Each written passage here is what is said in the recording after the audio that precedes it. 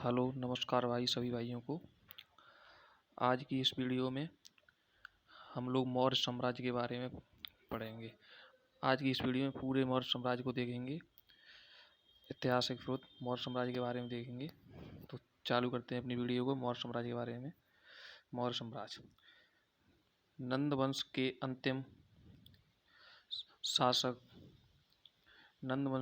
शासक धनानंद को पराजित करके चंद्रगुप्त मौर्य ने मगध में मौर्य साम्राज्य की स्थापना की। यानी धनानंद को पराजित करके चंद्रगुप्त मौर्य ने मौर्य साम्राज्य की स्थापना की। ठीक है, यहाँ तक समझ में आएगा। मौर्य साम्राज्य के बारे में जानकारी निम्नलिखित स्रोतों से मिलती है।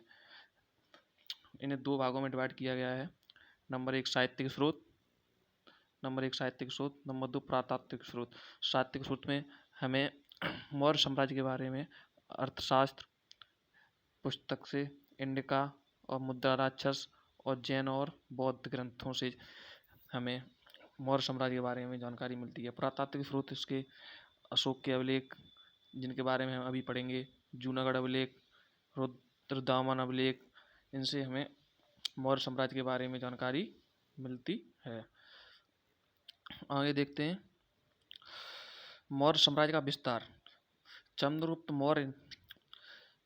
चंद्रगुप्त मौर्य ने मौर्य वंश की स्थापना की थी।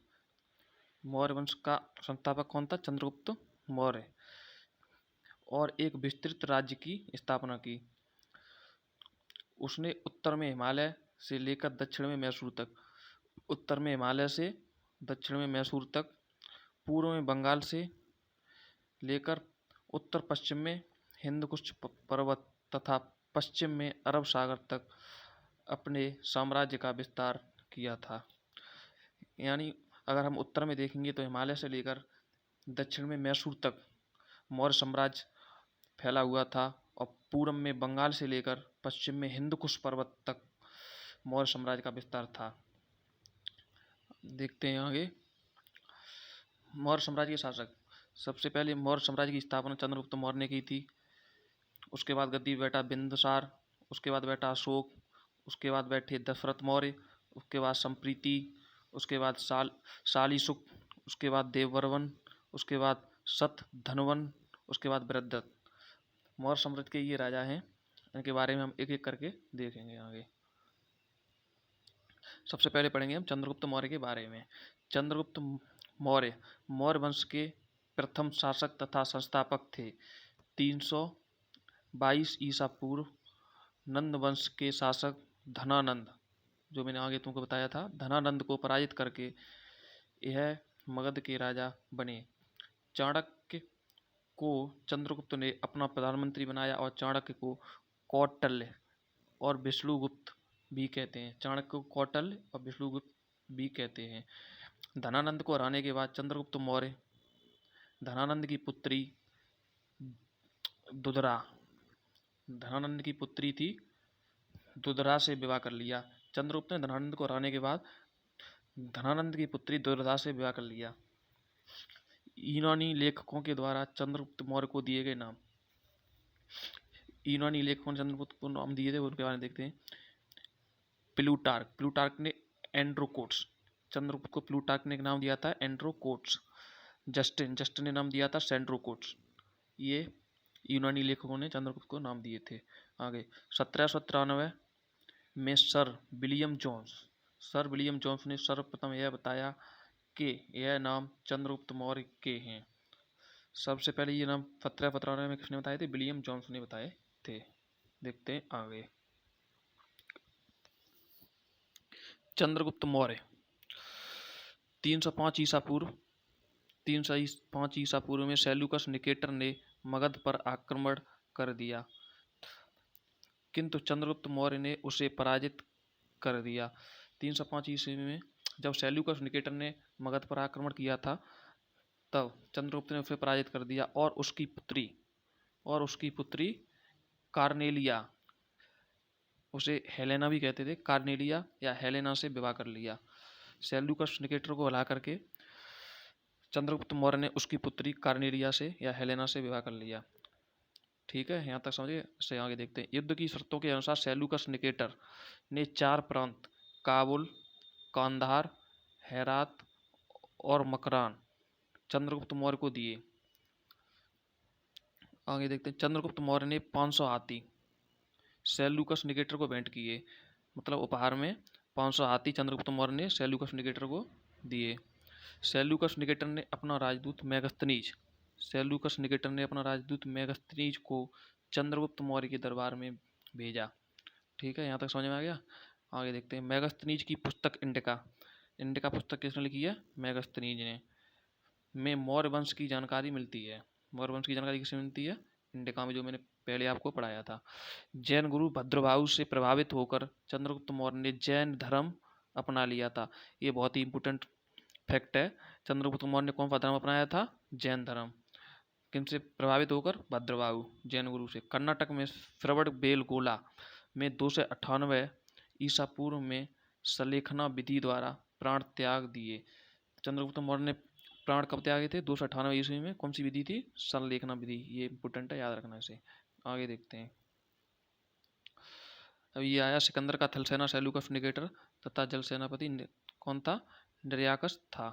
ये देख लेना युद्ध के बारे में। आगे देखते हैं, बिंदुसार। अब आगे शासक आता है बिंदुसार। बिंदुसार चंद्रगुप्त मौर्य का उत्तराधिकारी बना। आगे कौन सा आता है? बिंदुसार, जो चंद्रगुप्त का उत्तराधिकारी था। इसकी माता का नाम दुर्धरा, मतलब दुर्धरा से ही इनकी माता का नाम क्या था? दुर्दशा था बिंदुसार। बिंदुसार को अमित्रघात भी कहते हैं। अमित्रघात का अर्थ होता है शत्रुओं का नाश करने वाला। तो अमित्रघात किसे कहते हैं? बिंदुसार को। सीरिया के शासक एंटियोकस ने अपना राजदूत डायमैक्स को बिंदुसार के दरबार में भेजा। सीरिया के शासक ने एंटियोकस ने अपना राजदूत डायमैक्स को बिंदुसार के दरबार में भेजा था। आगे देखते, बिंदुसार ने सीरिया के नरेश से अंजीर, मीठी शराब तथा यूनानी दार्शनिक की मांग की थी। ठीक है, आगे देखते हैं, एंटियोकस ने दी दो वस्तुएं मीठी शराब तथा अंजीर तो भेजवा दिया, परंतु यूनानी दार्शनिक की मांग को ठुकरा दिया। उन्होंने कहा कि यूनानी कानूनों के अनुसार दार्शनिक का क्रय विक्रय नहीं किया जाता है। ये कहकर ठुकरा दिया। आगे देखते हैं, बिंदुसार आजीवक संप्रदाय का अनुयायी था। बिंदुसार किसका अनुयायी था? आजीवक संप्रदाय का अनुयायी था। बिंदुसार के समय तक्षशिला में विद्रोह हो गया। उस समय तक्षशिला का राजकुमार बिंदुसार का बड़ा बेटा सुसीम किसका बेटा था? बिंदुसार का बड़ा बेटा था, सुसीम था। वह विद्रोह को दबाने में असफल रहा। तब बिंदुसार ने अपने छोटे पुत्र अशोक, जो उस समय अवंती का राज्यपाल था, अशोक तब कौन सा था? अवंती का राज्यपाल था, उसे विद्रोह को दबाने के लिए भेजा। अशोक ने बड़े ही क्रूरता पूर्व विद्रोह को दबा दिया। बिंदुसार की मृत्यु के बाद अशोक मगध के सिंहासन पर बैठा। अब इसके आगे पढ़ेंगे अशोक, जो मोस्ट इंपोर्टेंट है परीक्षा की उपयोगी से। अब आएगा अशोक का जन्म 304 ईसा पूर्व पाटलिपुत्र में हुआ। अशोक का जन्म कहाँ हुआ था? पाटलिपुत्र में 304 ईसा पूर्व। बौद्ध ग्रंथों के अनुसार अशोक ने राजा बनने के लिए अपने 99 भाइयों की हत्या कर दी थी। अशोक ने राजा बनने के लिए अपने 99 भाइयों की हत्या कर दी थी। ये बौद्ध ग्रंथों के अनुसार माना जाता है। 269 ईसा पूर्व अशोक का राज्याभिषेक हुआ। 269 ईसा पूर्व अशोक का राज्याभिषेक हुआ। अशोक की माँ का नाम सुभद्रांगी था। अशोक की माँ का नाम क्या था? सुभद्रांगी था। राज्याभिषेक के 8वें वर्ष पश्चात 261 ईसा पूर्व में अशोक ने कलिंग पर आक्रमण कर दिया और कलिंग को जीत लिया। अशोक ने कलिंग को कब जीता था? 261 ईसा पूर्व। पर कलिंग में हुए भीषण नरसंहार को देखकर अशोक का हृदय परिवर्तित हो गया। इसके बाद अशोक ने बौद्ध धर्म अपना लिया। अशोक ने कौन सा धर्म अपनाया था? बौद्ध धर्म। और चंद्रगुप्त मौर्य ने कौन सा धर्म अपनाया था? जैन धर्म अपना लिया। बौद्ध धर्म की शिक्षा अशोक को उपगुप्त ने दी। बौद्ध धर्म की शिक्षा किसने दी? अशोक को उपगुप्त ने दी। देखते हैं आगे। अशोक का बौद्ध धर्म उसका व्यक्तिगत धर्म था। उसके कभी भी बौद्ध धर्म को राजकीय धर्म घोषित नहीं किया गया। बौद्ध धर्म को कभी राजकीय धर्म घोषित नहीं किया गया था। उसका व्यक्तिगत था, मतलब उसी का था और किसी का नहीं था। अशोक ने बौद्ध धर्म के प्रचार के लिए अपने बेटे महेंद्र और बेटी संघमित्रा को श्रीलंका भेजा था। ये फैक्ट याद रखना, एग्जाम में बहुत पूछा जाता है। अशोक ने आजीवक संप्रदाय के लोगों के लिए गया में बराबर की पहाड़ियों में 4 गुफाएं का निर्माण किया था। क्या गुफाएं बनवाई थी? 4 गुफाएं। देखते हैं आगे। अशोक भारत का पहला ऐसा शासक था जिसने अपने संदेशों को अभिलेखों के माध्यम से जनता तक पहुंचाया। अशोक के अभिलेखों की भाषा प्राकृतिक थी। अशोक के अभिलेखों की भाषा कौन सी थी? प्राकृतिक थी, जिसे 4 लिपियों में लिखा गया था। कितनी लिपियों में? 4। नंबर 1 ब्राह्मी लिपि। ये अभिलेख भारत में मिले। ब्राह्मी लिपि के अभिलेख कहाँ मिले? भारत में। नंबर 2 खरोष्टी लिपि। ये अभिलेख कहाँ मिले? पाकिस्तान में।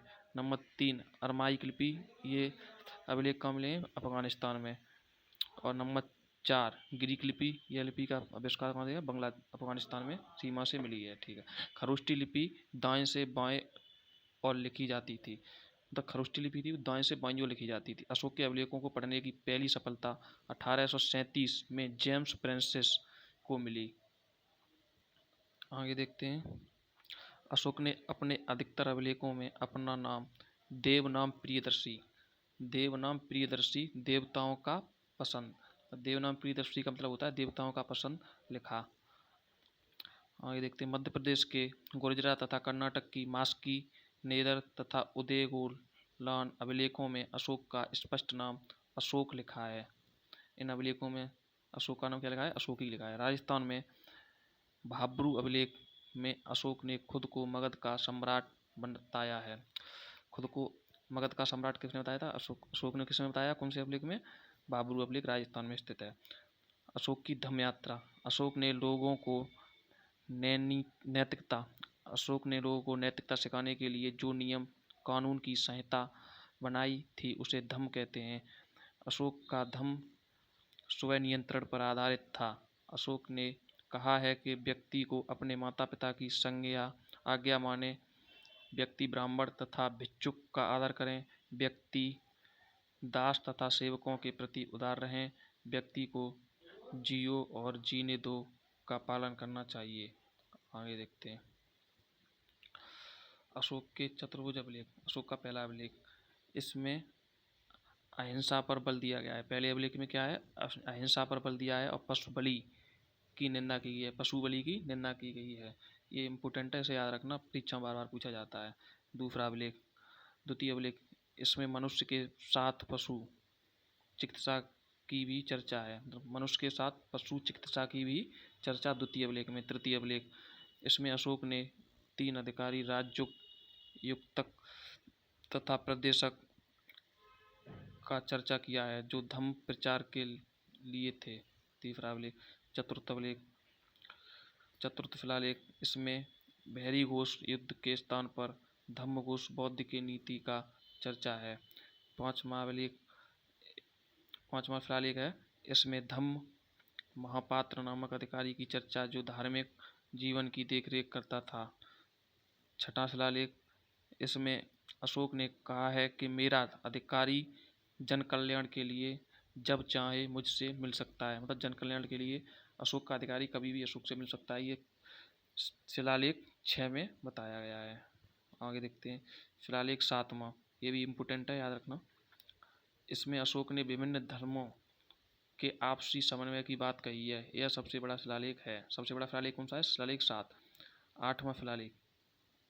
आठवां शिलालेख, इसमें अशोक के धम्म यात्रा की चर्चा है जो इसके राज्याभिषेक से 8 वर्ष से प्रारंभ होती थी। इसके राज्याभिषेक से 8 वर्ष से प्रारंभ होती थी, इसमें चर्चा है। राज्याभिषेक के 10वें वर्ष गया और राज्याभिषेक के 20वें वर्ष लुम्बिनी की यात्रा का जिक्र है। आगे देखते हैं। 9वां अभिलेख, इसमें सच्ची भेंट और शिष्टाचारों का वर्णन किया गया है। सच्ची भेंट और शिष्टाचारों का वर्णन किया गया है। 10वां अभिलेख है, राजा व अधिकारी हमेशा प्रजा के हित में सोचेंगे। ठीक है। 11वां अभिलेख है, धम्म की व्याख्या। 11वां अभिलेख में क्या किया गया है? धम्म की व्याख्या। अभिलेख 12वां अभिलेख है, इसमें स्त्रियों के स्थिति में सुधार के लिए त्रयमहापात्रा नामक अधिकारी की चर्चा की गई है। स्त्री के सुधार के लिए अभिलेख 12 में। आगे देखते हैं अभिलेख 13 में अभिलेख में कलिंग युद्ध की चर्चा की गई है। कौन से अभिलेख में? 13 में। मोस्ट इम्पोर्टेंट से इम्पोर्टेंट रखेंगे, याद रखना है, इम्पोर्टेंट लगा लेंगे, ठीक है। 14वां अभिलेख अशोक ने जनता को धार्मिक जीवन व्यतीत करने के लिए प्रेरित किया है। प्रमुख अध्यक्ष, शुल्काध्यक्ष, व्यापार से प्रांत कर चुंगी एकत्रित करना शुल्काध्यक्ष का काम था। पौतवाध्यक्ष, माप तौल के मान को नियंत्रित करने वाला कौन कहलाता था? पौतवाध्यक्ष। सूत्राध्यक्ष, वस्त्रोद्योग मंत्री को क्या कहते थे? सूत्राध्यक्ष। सूनाध्यक्ष को कहते थे बूचड़खाने चरम उद्योग का अध्यक्ष, क्या कहते थे? सूनाध्यक्ष। लक्षणाध्यक्ष, टकसाल का अध्यक्ष। अश्वाध्यक्ष, घोड़ों की देखभाल करने वाला, उसे कहते थे अश्वाध्यक्ष। हस्त्याध्यक्ष, हस्तियों की देखभाल करने वाला, हाथियों की देखभाल करने वाले को क्या कहते थे? हस्त्याध्यक्ष। अकाराध्यक्ष, खान मंत्री को कहते हैं अकाराध्यक्ष। शीताध्यक्ष, कृषि विभाग को जो देखता था किसी विभाग को, उसे कहते थे शीताध्यक्ष। आगे देखते हैं मौर्यकालीन सैन्य व्यवस्था। मौर्यकालीन सैन्य व्यवस्था कैसी थी उसके बारे में देखते हैं। यूनानी इतिहासकार के अनुसार चंद्रगुप्त की सेना में 6 लाख पैदल, 30,000 अश्वरोही या घोड़ा पर सवार होने वाले, 9,000 गज सेना और 8,000 रथ सेना थी। मेगास्थनीज के अनुसार सेना की देखरेख के लिए अलग एक विभाग था। इस विभाग में 30 सदस्य थे। उच्च अधिकारियों को महामात्रा कहा जाता था। उच्च अधिकारियों का महामात्रा कहा जाता। अब ये फैक्ट देख लेते हैं। कौटिल्य के अनुसार राजा को परिस्थिति के अनुसार 3 प्रकार के युद्ध करना चाहिए। कौटिल्य के अनुसार 3 प्रकार के युद्ध करने चाहिए। नंबर 1 प्रकाश युद्ध, आमने सामने का युद्ध। कूट युद्ध, चालाकी युद्ध, छलबाजी से युद्ध।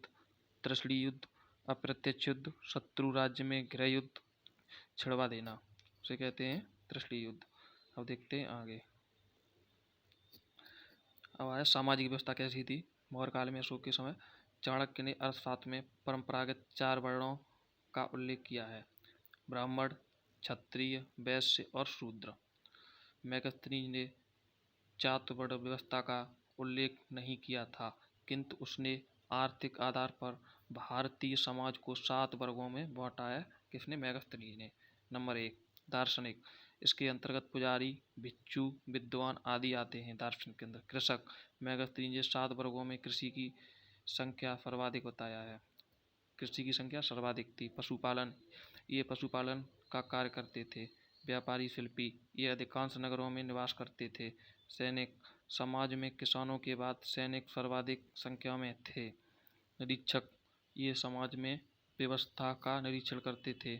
मंत्री, समाज में इसके अंतर्गत शासक वर्ग आता था। आगे देखते हैं मौर्यकालीन वास्तुकला। मौर्य काल में लकड़ी के भवन हुआ करते थे जो वर्तमान पटना से मिलते हैं। वर्तमान कहाँ से मिलते हैं? पटना से मिलते हैं। मौर्य काल में पत्थर के कुशल कारीगर होते थे। अशोक ने मध्य प्रदेश में सांची का स्तूप कहाँ है? मध्य प्रदेश में बनवाया है, जो सबसे बड़ा स्तूप है। अशोक ने यूपी के सारनाथ में अशोक स्तंभ बनवाया, जिस पर पत्थर के शेरों को एक ही जगह रखा गया है, जो अहिंसा का सूचक हैं। यही भारत का राष्ट्रीय चिन्ह है। अशोक स्तंभ क्या है? भारत का राष्ट्रीय चिन्ह है। ये लिया कहाँ गया है? यूपी के सारनाथ अशोक स्तंभ से लिया गया है।